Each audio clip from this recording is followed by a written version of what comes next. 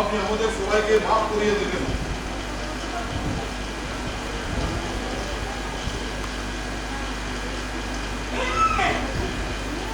ভুল ভুল, বাল্মীকির বানানটাই ভুল। বাল্মীকির কৈফিয়ত, বাল্মীকির কৈফিয়ত, বাল্মীকি কৈফিয়ত। আই কোন গো বেটা, কোন গো বেটা মা যাবে আমার তলব তলব কৈফিয়ত তলব করে কাট কার তোমার আসবাতা। আরে দাদু শুনুন দাদু না, মানে দাদু দাদু দাদু চুপ, আর কৈফিয়ত তলব করাচ্ছে। কেন হবে? ওই তো দেখুন না, দেখুন মানে দেখবা নাকি, কি দেখবা?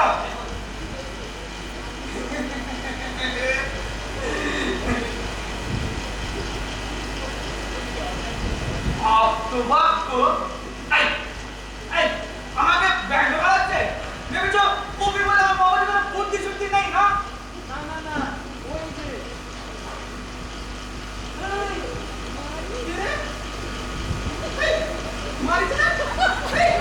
তুই এখানে কি করছিস রাস্তার মাঝখানে অর্বাচীন নবপান্ডাদের মাঝখানে? আরে দাদু ওর জন্যই তো আপনার বন্ধনা করে আপনাকে আহ্বান করা। আরে আমি কিছুই বুঝতে পারছি না। আরে তোরাই বা কারা? আরে মারিস বা এখানে কি করছে? বলছি দাদু একটু ঠান্ডা হও, ঠান্ডা হও। আমরা খেলা দেখাচ্ছি। খেলা? হ্যাঁ, মারিচের খেলা। মারিছে খেলা? তা খেলা বেশ চলছে, কিন্তু মাঝখান থেকে কয়েকটা লোক গন্ডগোল দেখাচ্ছে, শেষ পর্যন্ত মারিচও আরে বাবা মারিচ গন্ধকে পাকালো এই তো পাকাবেই তো। আরে আমাকেও কি কম জ্বালিয়েছিল?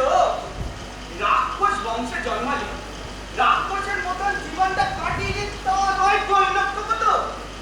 অবশ্য ওর পূর্বপুরুষের মধ্যে যজ্ঞের রক্ত ছিল।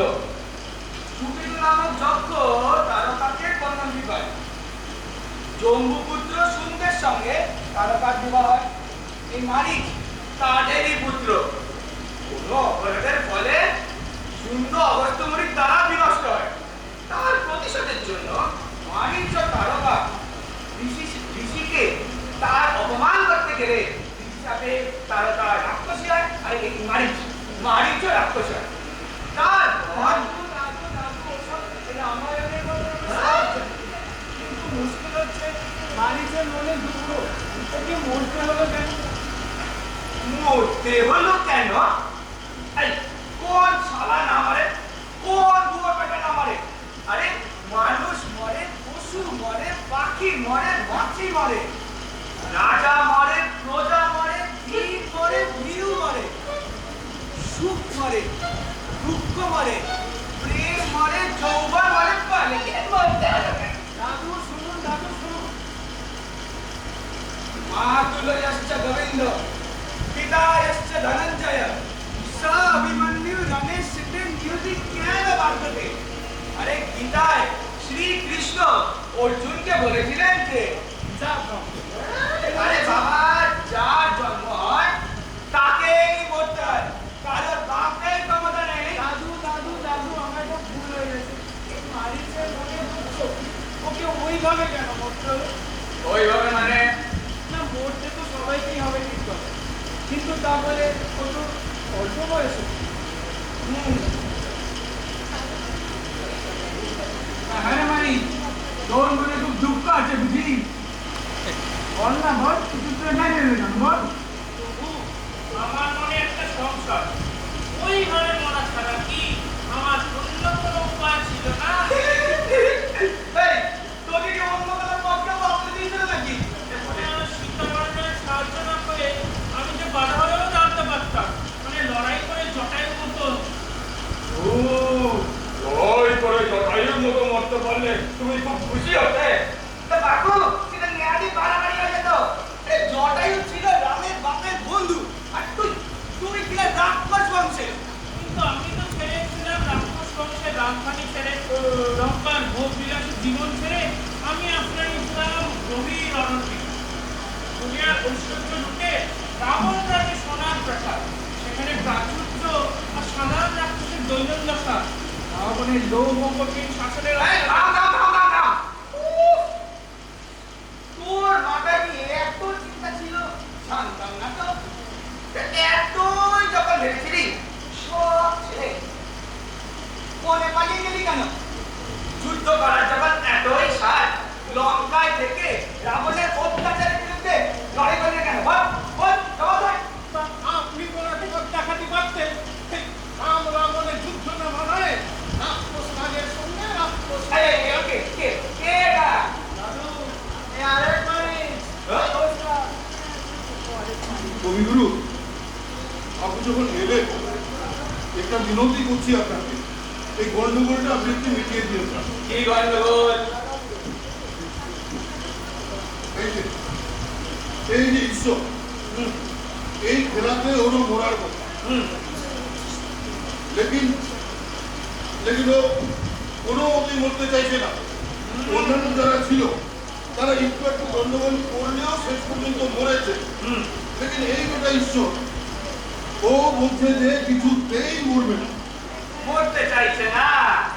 ইন্টারেস্টিং। ওর কেসটা একটু খুলে বলতো শুনি।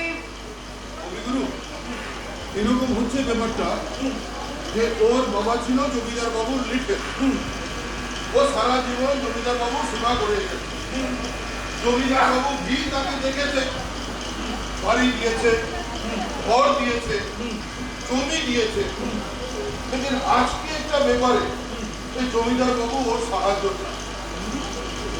লেকিন ও তো কিছুতেই যেতে রাজি হচ্ছে না। ও বলছে কি যে আমি নিজেদের লোককে খুঁজে পেয়ে গিয়েছি, কিছুতেইও যাবে না। আর জমিদার বাবুর সাথে একটা আজকে সাহায্যের কারণটা ছিল এই যে ও লাঠি হাতে চাষিদের সাথে দাঙ্গা লাগাবে।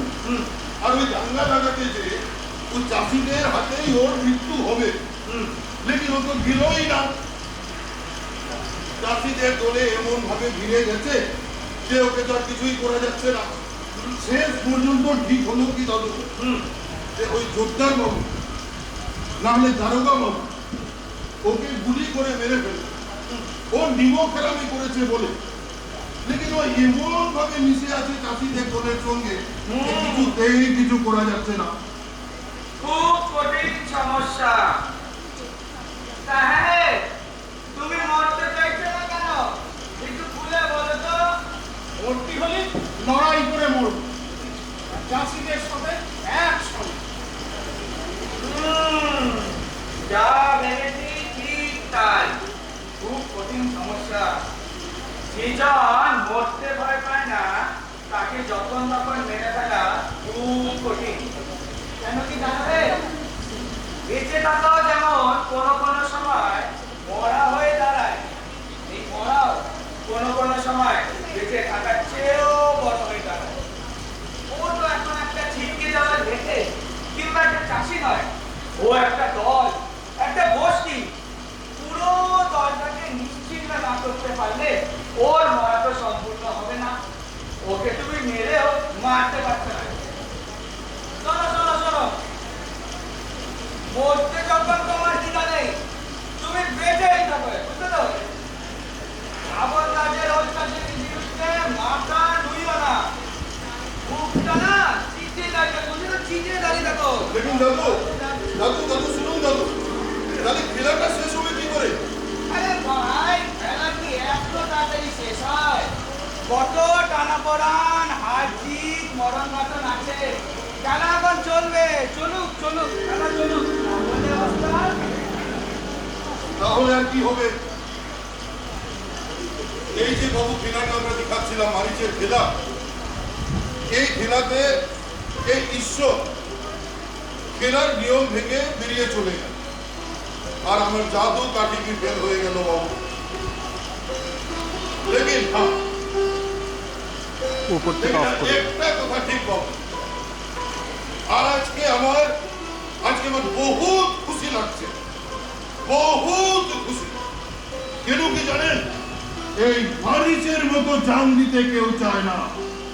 সবাই চায় ঈশ্বরের মতো দলের মধ্যে মিশে থাকতে। সবাই চায় দলের লোকের সাথে মিশে একসাথে বেঁচে থাকতে, লড়াই করে বেঁচে থাকতে বিরতি নিয়ে আসছিস